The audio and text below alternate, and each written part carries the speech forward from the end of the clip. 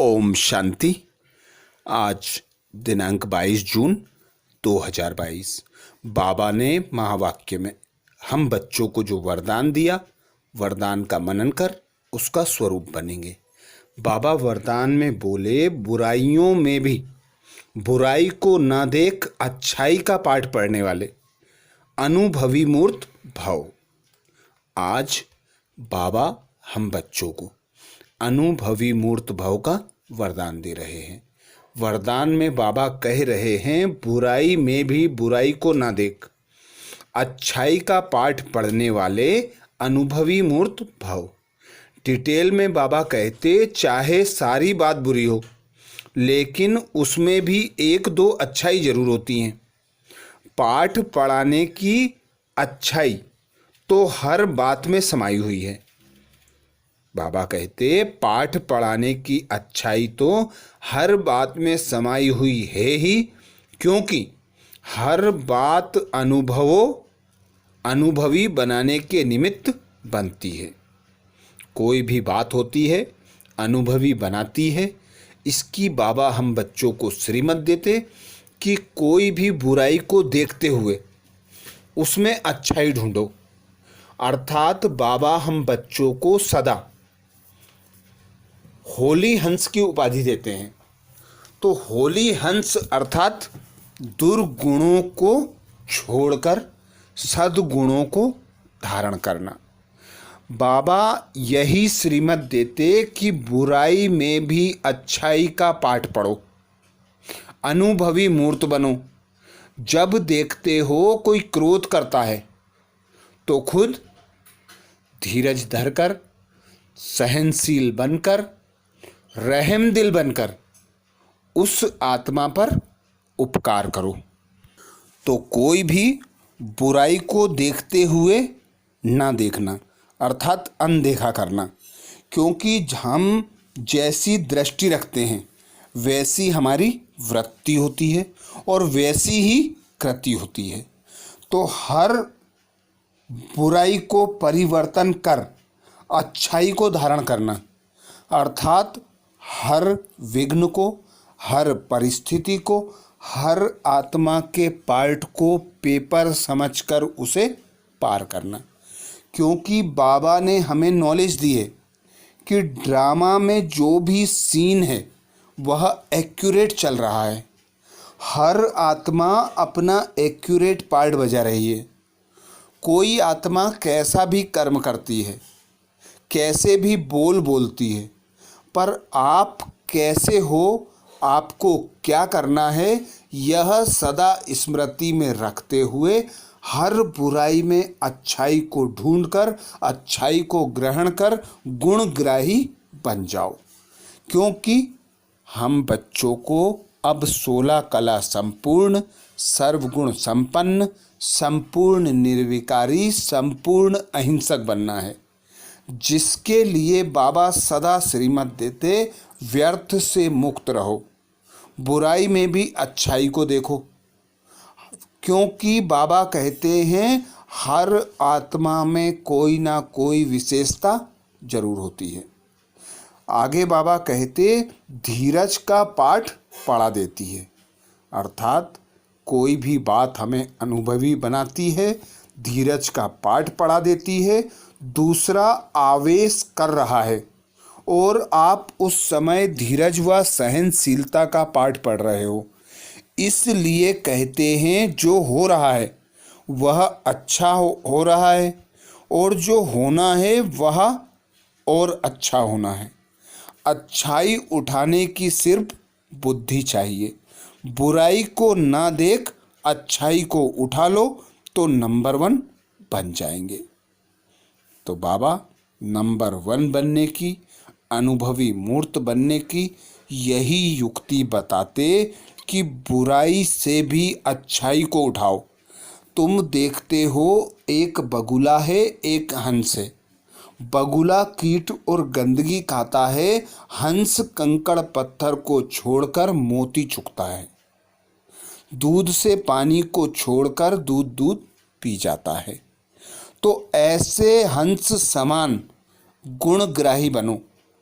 विशेषताओं को देखो, विशेषताओं को धारण करो और ऐसे अनुभवी मूर्त बनो कि हर परिस्थिति आती है हमें आगे बढ़ाने के लिए, हमारी परीक्षा लेने के लिए।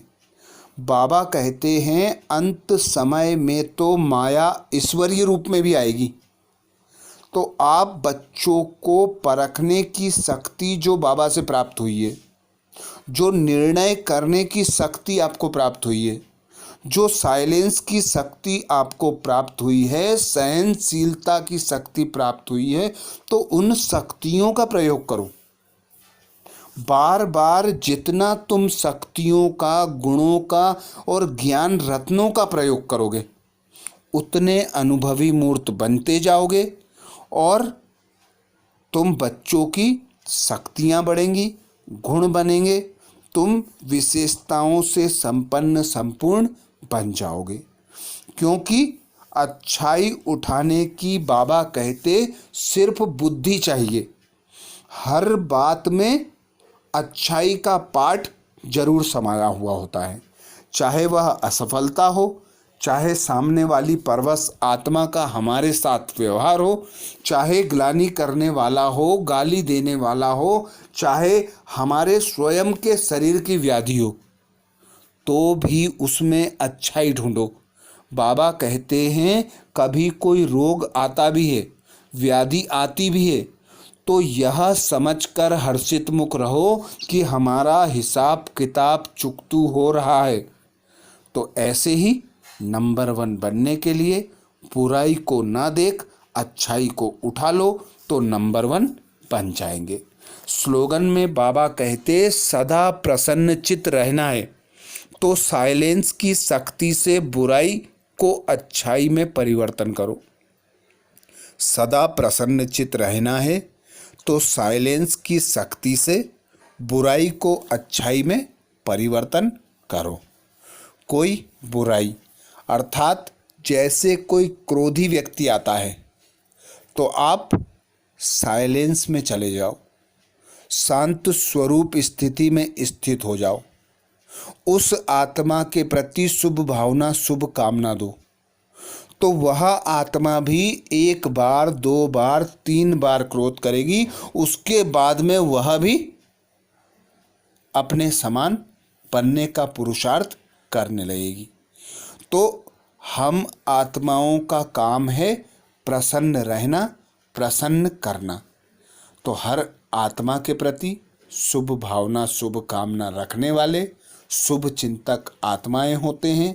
विश्व कल्याण का उनमें गुण होता है, तो उन आत्माओं को दुआएं भी प्राप्त होती हैं और वे दुआएं सदा प्रसन्नचित रहने के लिए हमें आगे बढ़ाती हैं। आज बाबा ने मुख्य सार सुनाया, महावाक्य में जो बाबा ने मुख्य सार सुनाया, मीठे बच्चे, बाप स्वर्ग का फाउंडेशन लगा रहे हैं, तुम बच्चे मददगार बन अपना हिस्सा जमा कर लो, ईश्वरीय मत पर चल श्रेष्ठ प्रारब्ध बनाओ।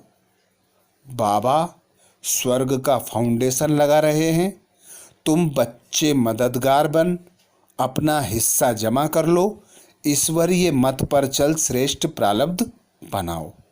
प्रश्न किया बाबा ने, बाप दादा को किन बच्चों की सदा तलाश रहती है? जो बच्चे बहुत बहुत मीठे शीतल स्वभाव वाले सर्विसेबल बच्चे हैं, ऐसे बच्चों की बाप दादा को तलाश रहती है। सर्विसेबल बच्चे ही बाप का नाम बाला करेंगे। जितना बाप का मददगार बनते, आज्ञाकारी वफादार बनते, उतना वर्षे के हकदार बनते जाते। गीत सुनाया बाबा ने, ओम नमो शिवाय। धारणा के लिए मुख्य सार में बाबा कहते, इस मायावी दुनिया में हर बात में दुख है, इसलिए इस पुरानी दुनिया में कोई भी आस नहीं रखनी है।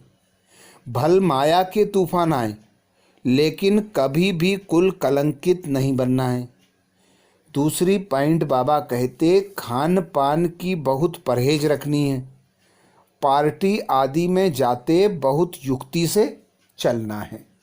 तो ये थे बाबा के महावाक्य। अच्छा, ओम शांति।